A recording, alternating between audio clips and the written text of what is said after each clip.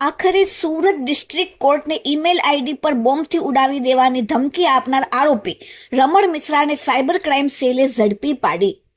તારીખ 13/7/2026 રોજ 6:13 સુરત ડિસ્ટ્રિક્ટ કોર્ટના ઈમેલ આઈડી પર અજાણ્યા ઈસમે ઈમેલ આઈડી ઉપરથી મેલ કરીને કોર્ટમાં 5000 kg RDX બોમ્બ લખેલ મેલ કરીને ભારતના નાગરિકોમાં એકતા અખંડિતતાને અસર પહોંચાડવાના હેતુથી લોકોમાં ભય અસલામતી ફેલાય તેમજ જાહેર સુલેહ શાંતિનો ભંગ કરવાના ઈરાદાથી ધમકીભર્યો મેલ કરીને ગુનો આચરેલ હતો.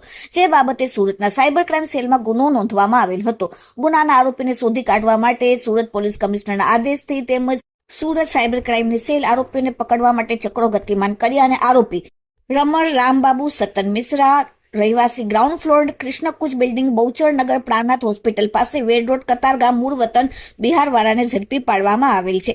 આરોપીનો મોબાઈલ ફોન લઈ લેતા મોબાઈલ ફોનમાંથી સુરત ડિસ્ટ્રિક્ટ કોર્ટના ઈમેલ આઈડી ઉપર ક્રોમા 500 kg RDX બોમ્બનો મેલ કરીને ગુનો આચરેલ છે. જેથી આરોપી બિહારનો રાજ્યનો વતની છે અને છેલ્લા 10 વર્ષથી સુરત ખાતે રહેતો હતો. હીરાની મજૂરીનું કામ કરતો હતો. વતનમાં કૌટુંબિક સગા સંબંધી મિત્રો સાથે રૂમમાં ભાડેથી રહેતો હતો. તાજેતરમાં છેલ્લા 3 મહિનાથી પત્ની અને બાળકો સાથે રહેવા સુરત આવ્યો.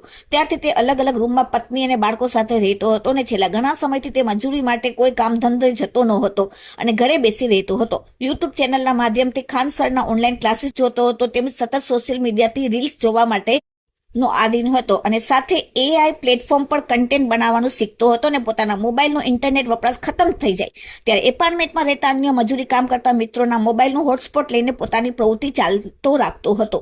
આ રીતે તે અનેક પ્રકારે ધમકીભરે ઈમેલ કરવા માટે પ્રેરાયેલો પણ હતો. પોતાના મોબાઈલમાંથી ડિલીટ અને ડ્રાફ્ટ કરેલા ઈમેલ જેમાં નામદાર સુપ્રીમ કોર્ટના ઈમેલ પર મોકલવા માટે એક ડ્રાફ્ટ ઈમેલ તૈયાર કરેલ જેની ઈમેલ બોડીમાં અંગ્રેજ હમારે કંટ્રી કો બરબાદ કરકે ગયે હે તેવું લખેલું જણાવ્યા મુજબનો એક ઈમેલ ટ્રેસમાં ડ્રાફ્ટ ઈમેલ પર મળી આવેલ છે.